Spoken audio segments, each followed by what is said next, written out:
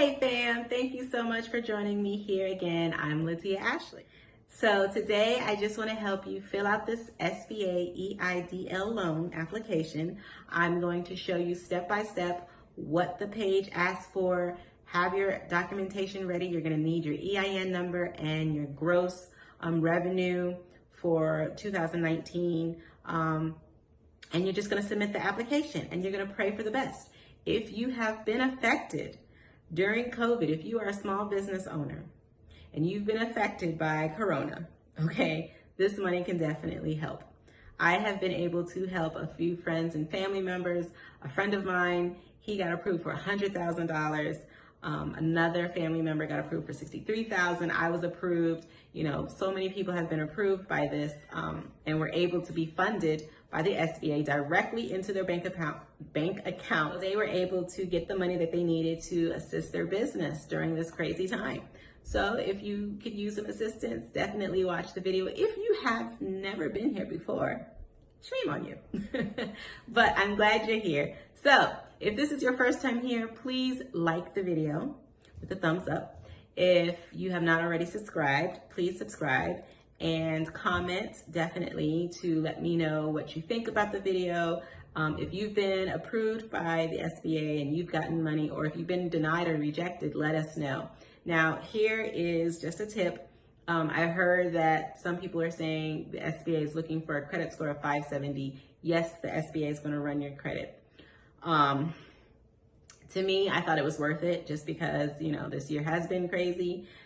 Who can't use some money? I can use some money. So I was like, forget it, just go ahead and run my credit. They approved me. When you finish filling out the SBA loan, make sure you read the documentation. They're going to send you a link to their website where you're going to sign in. You can either accept the terms and conditions or you can reject it.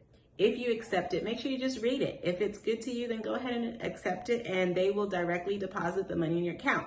Don't ask me how long it takes. I don't know. Everybody's time frame has been different. Mine took a long time because I had filled mine out when they first started and they were bombarded with people and they couldn't handle the amount of people that were applying. So mine took like over a month, but some people have been approved and got deposited money within a week. I don't know, but it's worth a try. So watch the entire video and let me know what you think. And if you get approved, congratulations. Now, I am actually offering services. I will help you personally because I want everybody to take advantage while they can if you need the money. If you need help after this video and you would like me to actually help you fill out the application, I would be more than happy to do so. However, I will have a fee, a very small fee compared to a lot of people out here who are doing this, $100 to $150 depending on your business. So if you actually need help, send an email to that email address will be in the description below. It's very small, but again, I feel like once you go through this video, you will know exactly what to do. Always do your research. Google has all the information that you could possibly need. And yeah, so let's just get into it, okay? All right, so this is the actual application. It's basically just asking you questions to see if you qualify for their loan. If you do not qualify, then, you know. But here you're just going to click whichever one applies to you. I clicked for myself, an applicant is a business with not more than 500 employees, or you can click this one, applicant is an individual who operates under a sole proprietor. Whichever one applies, just click it and be honest. Same thing for here. Now this, you're going to check all of them just to make sure that you're not doing anything illegal. Now, if you have to unclick these because it applies to you, whatever you need to do, just read it thoroughly and click which one applies. Be honest. Now this part is very easy. You are going to put your business legal name, whichever name you put on your application or whatever name you put on your taxes. I don't know what that is, but I'm just going to put in something here to show you. For your trade name, you are going to put your trade name. If you don't have one, then just put the same name as your business name. You're going to put your EIN number here. If you do not have an EIN or tax ID number, then put your social security number. This section, you are going to click whichever one applies to you. You're either an independent contractor, you are an LLC, you are an S Corp, corporation, a trust, whichever one applies, click that.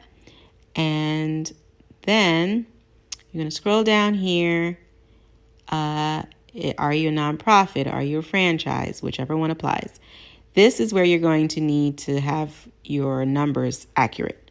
I would put whichever one you know for sure. If you don't, just put like a guesstimate around how much you made last year. The cost of goods, I think that's pretty much your expenses. So whatever your expenses are, then put that there. Rental properties, if this applies, put whatever you need to. It's not required because it doesn't have a red asterisk there, so you don't have to fill that part in.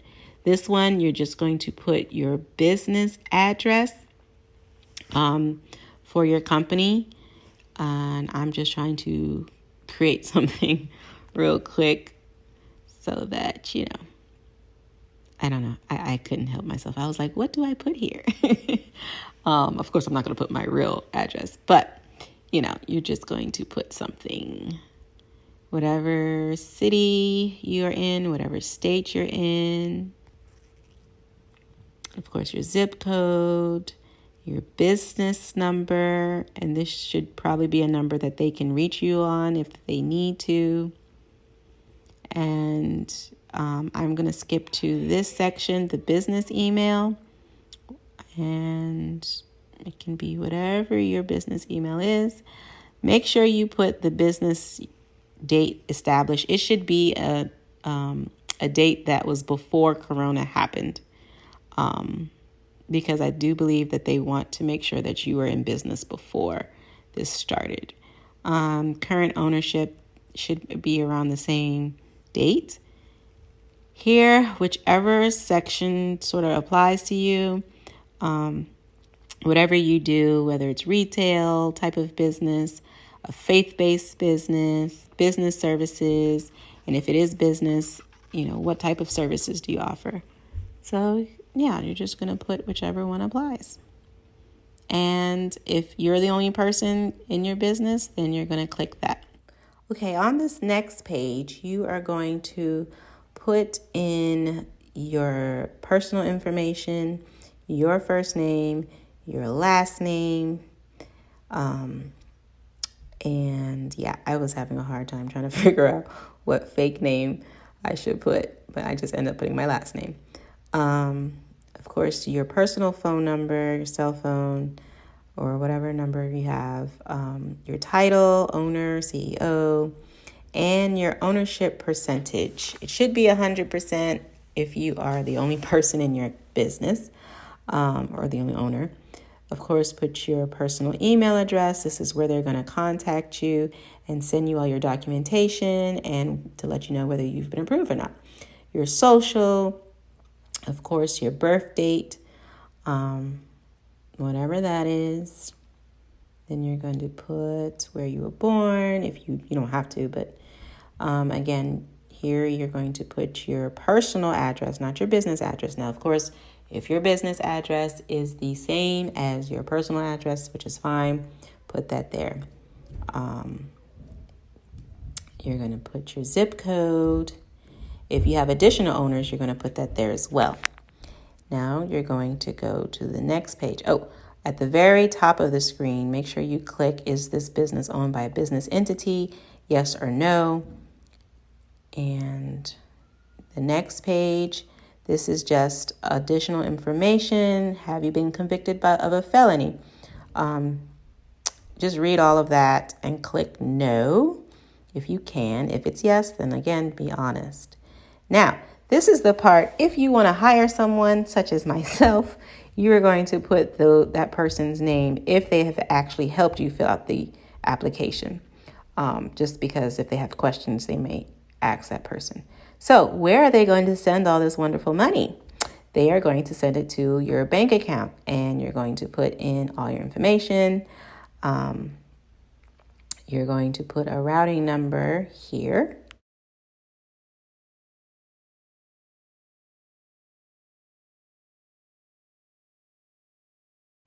Once you have read through these words very carefully. You're going to click that little box, and then you're going to go to the next page and review this summary of everything that you filled out just to make sure everything is absolutely accurate, because you don't want any mistakes that can hold back your application.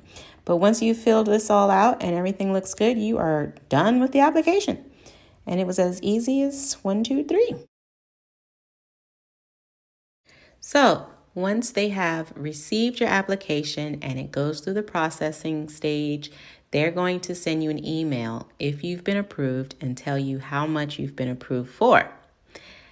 It varies for everyone, and it will be based on the amount. Well, they have their reasons or how they quote it, but it'll be based on how much you made or around that number. So once they send you all your documentation and you think that it's a good deal, you basically will say, yes, I approve, send them back the email, and then they'll be sending you money. And then the next stage will say funding in process.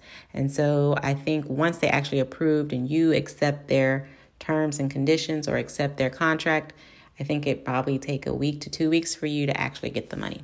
Don't quote me on that though, but I think that's around the time frame.